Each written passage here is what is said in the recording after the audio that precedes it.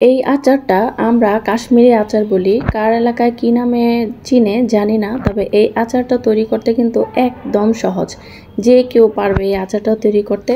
তো এই আচারটা 1 বছর 2 বছর রেখে খাওয়া যায় আর খুবই টেস্টি হয়।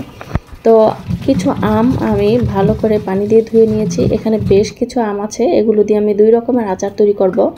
তো কাশ্মীরি আচারটা তৈরি করার জন্য এখানে গোটা কয়েক আম নিয়েছি, আর আমটা কাটার আগেই একটা পাত্রে লবণ দিয়ে পানিটা নিয়ে নিলাম।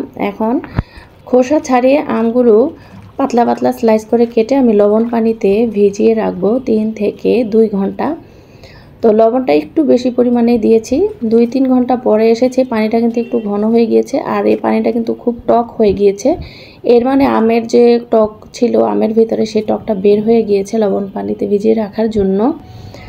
তো এখন আবার আমি পানিটা চেঞ্জ করে ফেলে দিয়ে নতুন করে লবণ পানিতে আবার ভিজিয়ে নিলাম। এর মানে আমের ভিতরে অবশিষ্ট যে টকটা আছে সেটাও বের হয়ে যাবে। আর এই কাশ্মীরি আচারটা তৈরি করতে টকটা থাকলে আমটা গলে যায় আর শক্ত হয় না। এরপর আবার 2 ঘন্টা ভিজিয়ে রাখার পরে আমি আমগুলো ছেঁকে নিচ্ছি।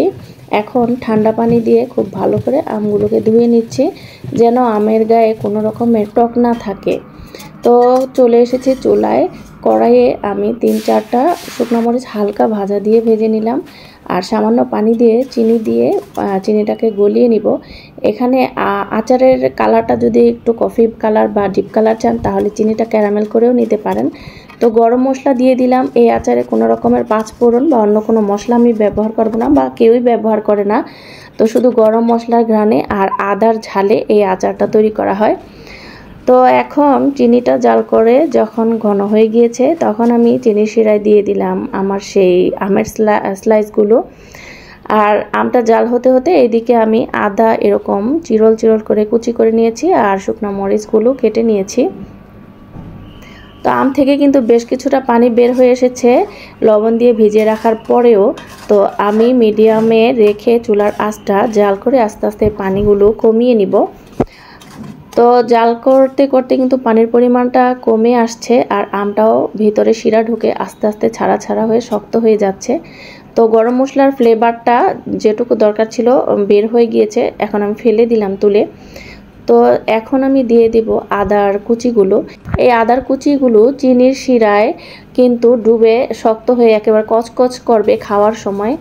আর যাদের ঠান্ডা সর্দি কাশি খুচখুচে কাশি থাকে, তখন এই আচারটা খেলে সেই কাশিটাও কমে যাবে, গলার খুচখুচানিও কমে যাবে।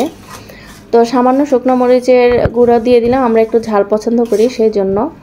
তো কিছুক্ষণ পরে পানিটা যখন একটু ঘন হয়ে আসবে আমি চুলা বন্ধ করে রেখে দেবো। আবার 2-3 ঘন্টার পরে শিরায় ডুবে যেন আমের স্লাইসগুলো খুব ভালোভাবে শক্ত হয় আর শিরাও আমের ভিতরে ঢুকে। তো আমি আবার কিছুক্ষণ পরে নেড়ে চেড়ে আমগুলো ভালো করে শিরায় মাখিয়ে দিচ্ছি উপরে নিচে। তো আমি আবার 3-4 ঘন্টা পরে চুলাটা জ্বালিয়ে এখন শিরাগুলো শুকিয়ে নিলাম। বেশি পরিমাণে একেবারে শুকনো শুকনো করা যাবে না, তাহলে ক্যান্ডির মতো শক্ত হয়ে যাবে। ঠান্ডা হলে এরকম একটু ঝোলঝোল থাকতেই বন্ধ করে দিয়েছি চুলাটা। আর যখন ঠান্ডা হয়ে গেছে বক্সে তুলে নিয়েছি। এই আচারটা কিন্তু ফ্রিজে রাখতে হবে না, এইভাবে 3 বছর 2 বছর থাকবে, একটু ছত্রাক পড়বে না। আর আচারটা কিন্তু খেতে খুবই মজার।